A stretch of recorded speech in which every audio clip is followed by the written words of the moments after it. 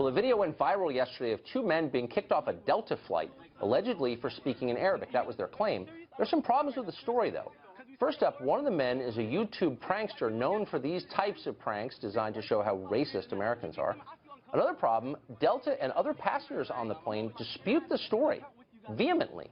Here's part of the video that went viral. Watch. We're getting kicked out because we spoke a different language. This is 2016. 2016. Look, Delta Airlines are kicking us out. He went on to hector all the other passengers who didn't do anything wrong. Here's what they had to say after they were kicked off the flight. This was not a prank. No prank at all. While we're in there and getting accused and people telling us, oh, they need to leave right now, me and him felt like we were terrorists. We were looking at each other laughing. As we noted, that video went everywhere on the internet yesterday and was swallowed whole by virtually everyone in the press because it confirmed their suspicions that America, outside of Washington, New York, and L.A., is racist and retrograde, but partly because CNN media critic Brian Stelter retweeted it without checking to see if it was true. Joining us now is Joe Concha. He's a media reporter at the Hill newspaper, and he's been following this since the beginning. So, Joe, I was a little confused by this because I'm familiar with who Brian Stelter is. I've known him since he was in college, actually.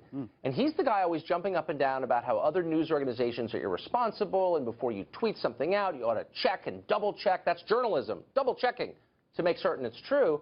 He seems like he had a hand in disseminating a hoax. I'll have to correct you there, Tucker. Actually, the quote is on one of his shows a couple of weeks ago, "We need a new rule for the web. Triple check before you share."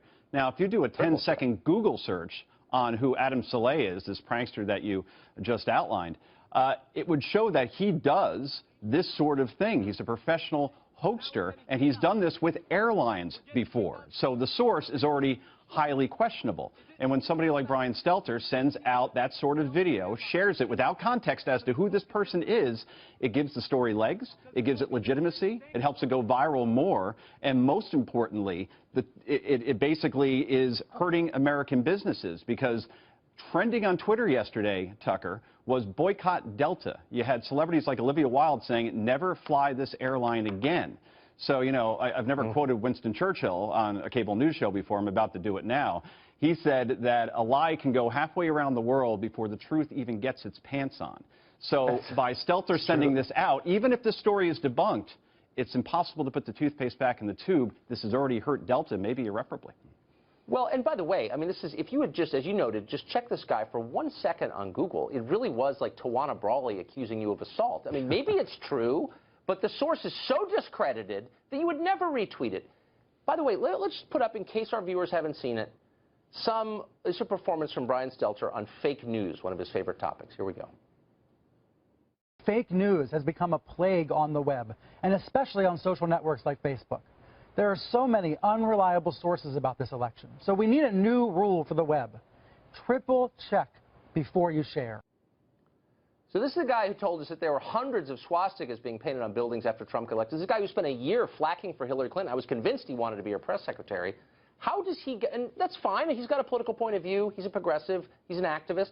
How does he get to pose as a media critic on a purportedly nonpartisan news station? Yeah, let me give you that quote first, Tucker, because I found it remarkable. He said about Trump supporters 6 days after Trump was elected, "We are seeing hundreds of swastikas, hundreds. Racist language, harassment, or in some cases, assault or bullying across the country."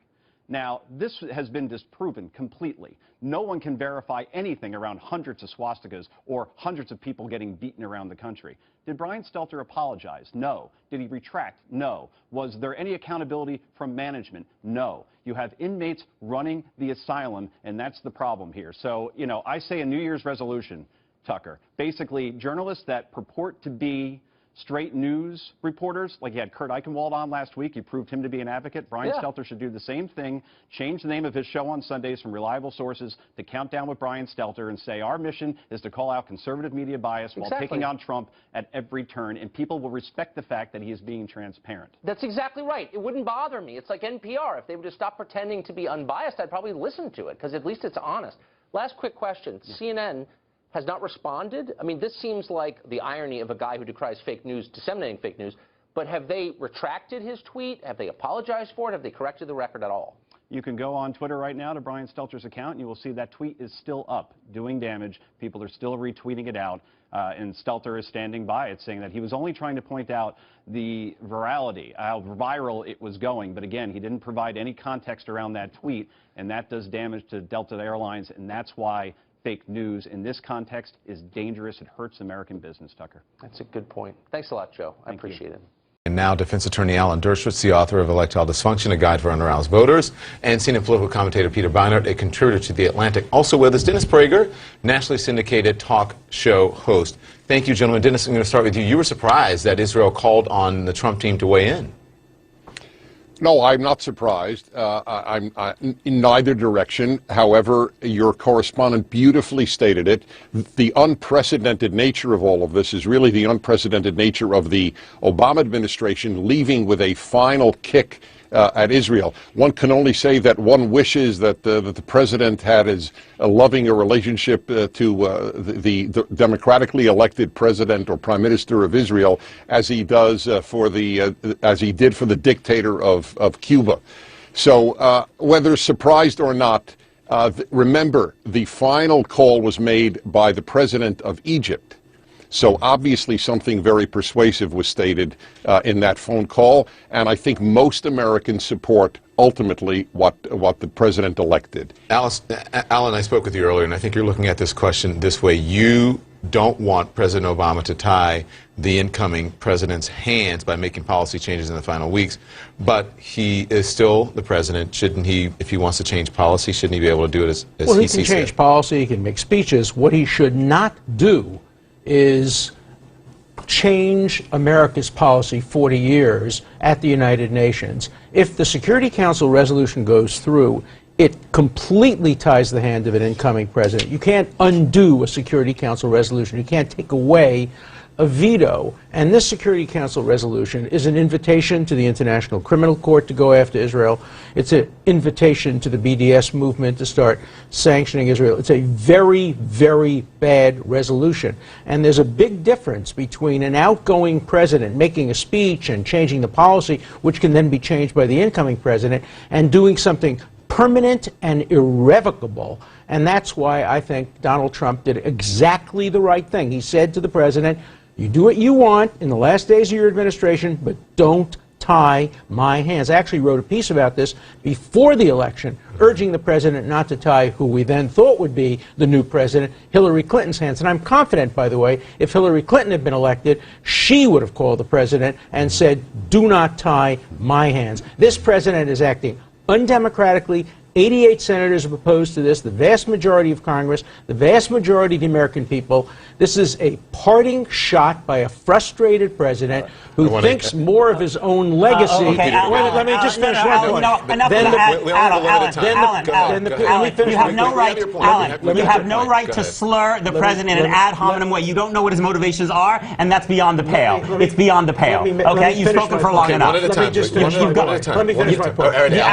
Hold on, Peter. Hold on. I understand, but there are other people on the panel. I understand. Quickly, go ahead. The peace process, it makes it much harder for the Palestinians to come back and negotiate when they think they can get a state through the UN. Okay, first of all, with all due respect, you're both wrong. This is not unprecedented. The Bush administration, at the very end of George W. Bush's term, abstained from a UN resolution on ending the Gaza war, which was critical of Israel. The Israelis were bitterly upset at the Bush administration. The Reagan administration supported a UN resolution criticizing Israel when it attacked Osirak in Iraq, and in fact withheld weapons sales. So it's not, yes, but it's not unprecedented. First of all, it's not unprecedented even. It's not. I didn't. It's not even. No, in fact, the Bush administration did it at the very end of the Bush administration. You're wrong. It's not unprecedented. Second of all, we have to understand what settlements mean.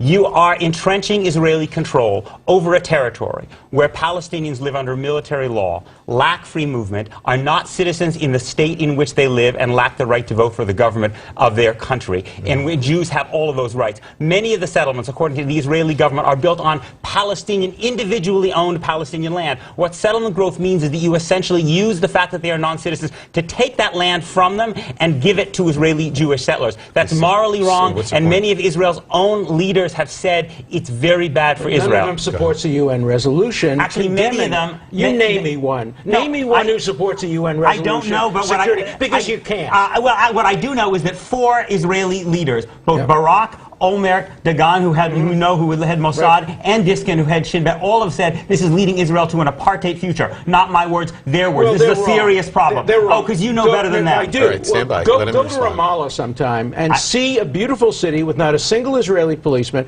not a single Israeli soldier. The occupation is very complicated. Israel is not the only country that has settlements and occupations. There are 25 countries in the United Nations that are much worse, but the United Nations is singling out only Israel when 500,000 people are being killed in Syria and Aleppo. What the United Nations is doing is applying a double standard to Israel, and that has to stop. Just because other countries are doing things that are worse doesn't mean that a legal system in which one religious group has rights and the other doesn't is not morally wrong. I'm against the settlements. I am also against putting it in the United Nations, which has shown that it has no capacity to be even-handed in dealing with Israel. This Israeli government under Benjamin Netanyahu, without pressure, will continue to subsidize massively these settlements, destroying the possibility of a two-state solution. I don't believe that. Right. You can put pressure on it, but don't tie the hands of the future president. Dennis, That's undemocratic. He said that it is not unprecedented. You want to respond to the conversation they've been having here? Yeah, I do. First of all, it is morally bankrupt, I'm sorry to use those terms, to blame Israel for the lack of peace in the Middle East. In the history of the world, when there has been a conflict between a democracy and an autocracy, there is not a single instance where the democratic and free state was the obstacle to peace. There isn't. This would be the unique exception in human history that the free people wanted war and the autocracy wanted peace. It is morally sick to blame Israel for the lack of peace in the Middle East. Yeah, in the West Bank, that's what needs to be stated. You and I both. Wait, who do you blame? Whom do you blame for the lack of peace? The fallacy in your argument, talking about Israel, a country you and I both love, is that in the West Bank, Israel is not a democracy in the West Bank. In a place where the vast majority of people who are Palestinian live under Israeli control and lack the right to vote for the state that controls their lives, in the West Bank, Israel is not a democracy. Why is that? Why because does the Israel... Palestinians turned down peace. Yes, exactly. They rejected a state. The Palestinians turned down a peace One at a offer time, from Omer. The Palestinians turned down a peace offer from Ehud Barak. And the Palestinians turned down repeated peace offers. If there is anybody to blame for the continuing situation, it's the Palestinians who won't come to the negotiating table. Look, there's plenty of blame. So why blame Israel only? No, I do not blame Israel. Well, but the UN does. The Palestinians certainly deserve blame, but it is not the Palestinians who are massively subsidizing, paying Israeli Jews to move into the West Bank to support a settlement process that you also oppose because you know it's very dangerous. Very dangerous for Israel's future and fundamentally undemocratic. Million settlers have moved in, complicating this whole thing. Yes, making the possibility of a Palestinian state, which is the only way of maintaining Israel as a Jewish democratic state, harder and harder. That process is very dangerous for Israel. Dennis? Why can 20% of Israel be constituted of Palestinian Arabs, but 0% of Palestine can be Jewish? That is what you're saying. Jews can live in the West Bank, absolutely, but they have to live under the same law, not under a completely different legal system. You're missing the point. Answer Alan Dershowitz's challenge about offering the Palestinians a state, which they have rejected under three presidents. The Palestinians rejected the Israeli offer. The Israelis rejected the Palestinian offer. You're offering a very simplified version of what happened in the negotiations. And if you look at, sorry, let me finish. If you look at the Kerry negotiations, if you look at what the United States government itself said about the negotiations that Kerry said, the U.S. officials said that settlement building by Netanyahu was the single biggest reason that the negotiations failed in 2013, 2014 between Abbas and Netanyahu. You're missing the point. The point is not who's right and who's wrong. The point is whether or not the United Nations should be where this issue is resolved. The United Nations had 20 resolutions against Israel and 4 against all the rest of the world last year. Even Ban Ki-moon said the United Nations has been biased toward Israel. The issue that President-elect Trump stepped in on was not who's right and wrong, but whether the United Nations Security Council should tie the hands of an incoming president and make a peace process more difficult. Trump was right, Obama was wrong. There is no peace process. I wish there were a different way. I wish we had an Israeli leader who was willing to negotiate seriously. This Israeli leader, sorry, let me finish. This Israeli leader has not put a single plan on the table in terms of a map. We know he's not put a single map on the table. He has not negotiated seriously according to American government officials. There is no other way. It is true the UN is disproportionately critical of Israel. It was also disproportionately critical of apartheid South Africa. It doesn't mean that what Israel's doing is not wrong. I've got to jump in here because Donald Trump You're picked... equating Israel to No, apartheid I'm not. South I'm saying Africa. that you can be All right, disproportionate and something can still be wrong. I think this is important to discuss here because Donald Trump picked David Friedman as America's ambassador to Israel. Friedman supports Jewish settlement on the West Bank, opposes a two-state solution to the Israeli-Palestinian conflict, and accused Barack Obama of anti-Semitism. What does that tell us about where American policy is going under Donald Trump administration, Dennis? Well, it looks like that this administration understands the reality at present. At present, even liberals in Israel are aware of the fact that there is no Palestinian peace partner. Let me just make one assertion because I know the time is limited. If tomorrow Israel announced we are dropping all of our armaments, we are letting go of our army, no more armaments, they would be destroyed the next day. If the Palestinians said no more war, no more terror, no more armaments, there would be peace the next day. That is the ultimate reality. With all due respect, now let me respond to that. With all due respect, Dan, for years now, the Palestinian Authority has been doing good security cooperation with Israel. What have they gotten for it? The greatest settlement growth in Israel's history. They honor every terrorist. Quick response, every terrorist is given the name of a we can go through the same thing. Really out of time. Alan, go. Peters ad hominems against the Prime Minister of Israel, who has offered to have negotiations with no preconditions in Ramallah or in Jerusalem. Let the Palestinians and never come. Put forward a plan of his own. You don't have a plan. You negotiate. That's what you do. Then the other side presents its plan. Israel presents its plan. Does anyone on this panel have a Palestinians problem with accept the does offer anyone to negotiate? on this panel have a problem with moving the embassy to Jerusalem? I don't think moving the embassy to Jerusalem is that big a deal. The much bigger issue is that Netanyahu will not accept the 67 parameters which have defined every single negotiation. And I think we should move the United Nations to Saudi Arabia. We've had 7 years now. There's been no negotiation. Thank you, gentlemen. Coming up, a major conflict of interest the moment Donald Trump is sworn in. And who knows more about draining swamps than a newt?